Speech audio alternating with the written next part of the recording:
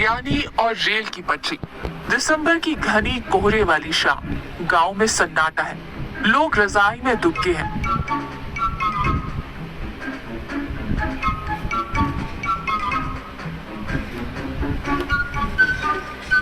बिट्टू के घर के आंगन में छोटी सी अलाव जल रही है।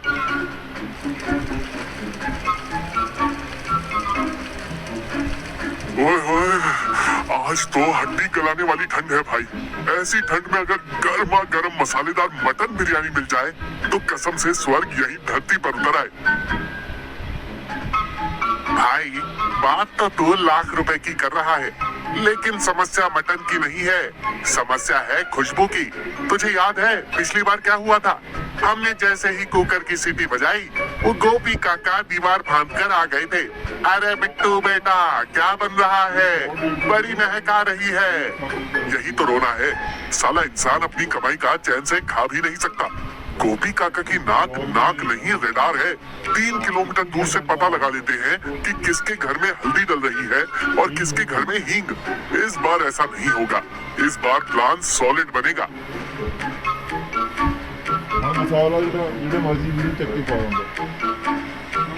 तुम दोनों फिर शुरू हो गए।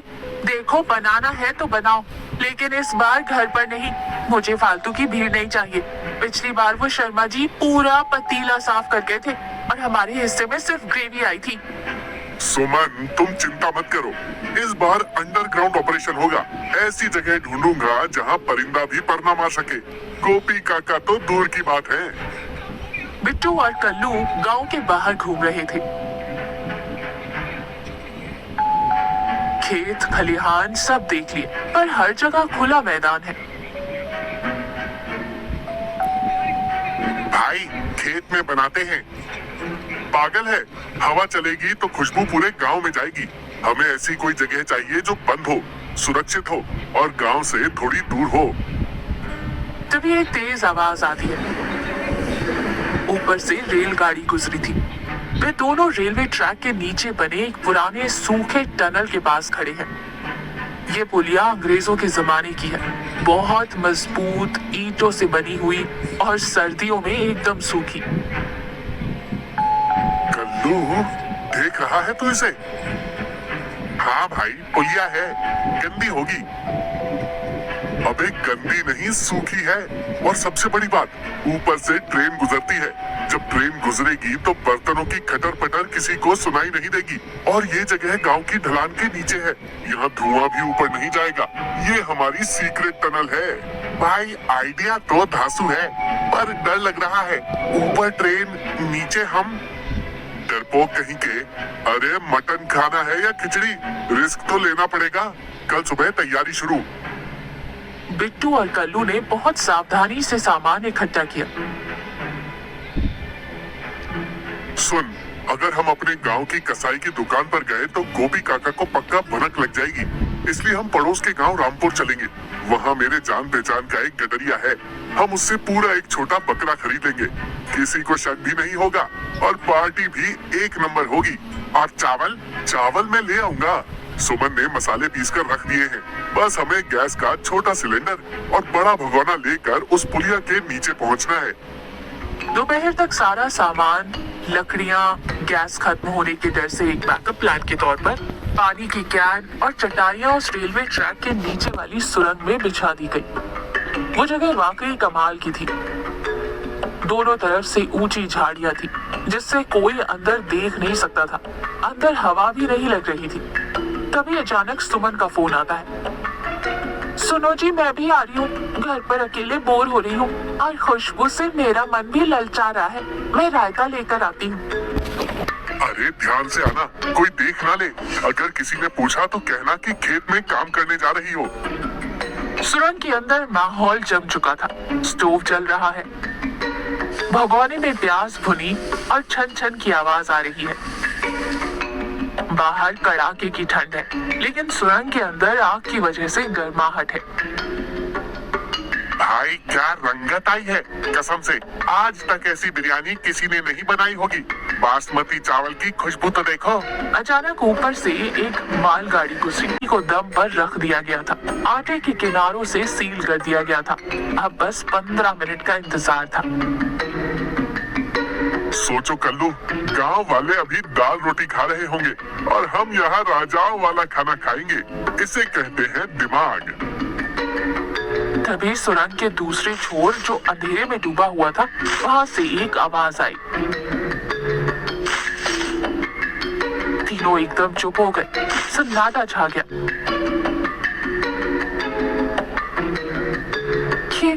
ये आवाज कैसी है जी? भाई, मैंने कहा था ये जगह भूतिया हो सकती है। अंग्रेजों के जमाने का पुल है। कोई पुराना टीटी भटक रहा होगा। चुप कर, भूत नहीं, कोई जानवर होगा, नेवला होगा। तभी फिर आवाज आई, जैसे कोई नाक सिकुड़ रहा हो, खुशबू सूंघ रहा हो।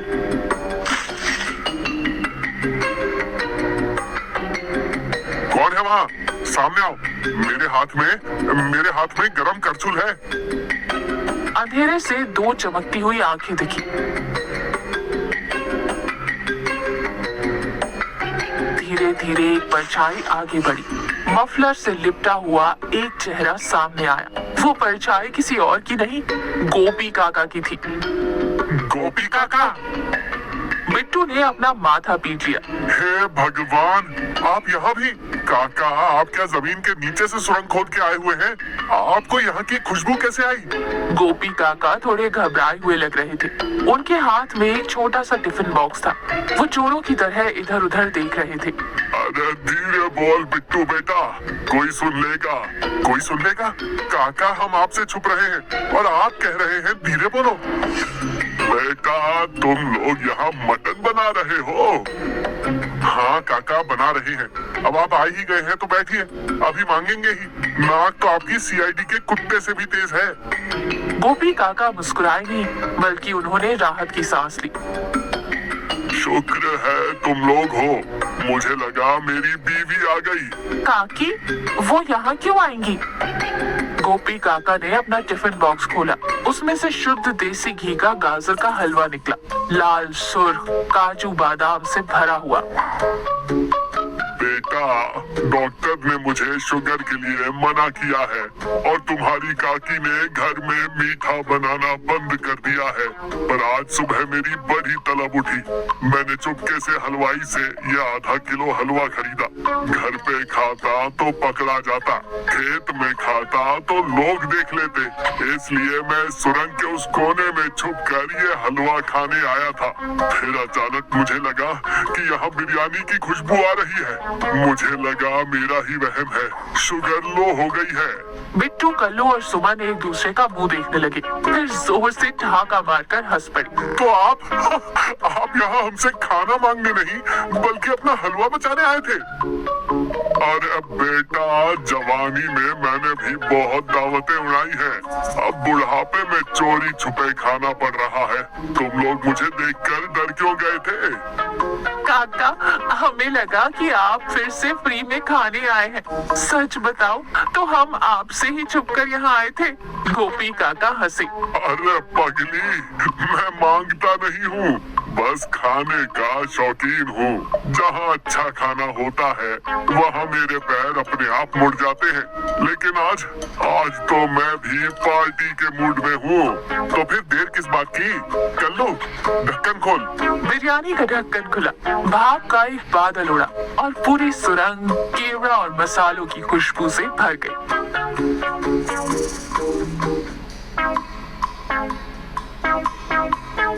सुमन ने 4 पत्तल लगाए। बिट्टू ने गोपी काका को सबसे बड़ा लेग पीस परोसा। गोपी काका ने अपना गाजर का हलवा बीच में रखा। काका ने अपना गाजर का हलवा बीच में रखा। लो भाई, मेरी तरफ से स्वीट डिश। इसके बिना दावत अधूरी है। ऊपर से फिर से ट्रेन गुजरी,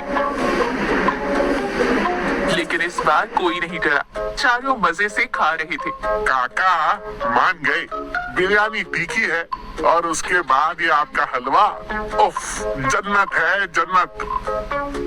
काका, मुझे माफ कर दो। मैं आपको कंजूस और लालची समझता था। मैं सोचता था कि आप सिर्फ हमारा खाना खाने आते हैं, लेकिन आज पता चला कि हर पेटू आदमी का दर्द एक जैसा ही होता है, चाहे वो जवान हो या बूढ़ा। बेटा, गांव में लोग कहते हैं कि गोपी की नजर खाने पर होती है, लेकिन सच ये है कि मुझे अकेले खाने में मजा ही नहीं आता। खाना चाहे रूखा सूखा हो, अगर 4 लोग साथ बैठकर हंस बोल कर खाएं, तो उसका स्वाद बिरयानी से भी बेहतर हो जाता है। आज मैं यहाँ अकेले हलवा खाता तो शायद गले के नीचे भी नहीं उतरता। तुम मिल गए तो त्योहार हो गया। उस दिन रेलवे ट्रैक के नीचे कड़ाके की ठंड में वो दावत चली। उन्होंने ना सिर्फ पेट भरा बल्कि मन भी भरा। बिट्टू का ये वहम दूर हो गया कि छुपाकर खाने में ज्यादा मजा है। शाम को जब वो घर लौटे तो गोपी काका की पत्नी दरवाजे पर खड़ी थी। काका को देखकर काकी तुरंत बोली, कहाँ थे जी इतनी देर, और ये कपड़ों से इलायची की महक क्यों आ रही है? कुछ नहीं भाग्यवान, बस सत्संग में गया था, वहाँ प्रसाद मिल गया। सब हंसते हैं और कहानी यही खत्म होती है। इस कहानी से ये सीखा कि अक्सर हम अपनी खुशियों को दूसरों से छुपाते हैं, इस डर से कि कोई उन्हें बांट लेगा या नजर लगा देगा। लेकिन सच ये है कि खुशियाँ बांटने से कम नहीं होती, बल्कि उनका स्वाद दुगना हो जाता है। और कभी कभी जिसे हम अपनी मुसीबत समझते हैं, जैसे गोपी काका, वो अपने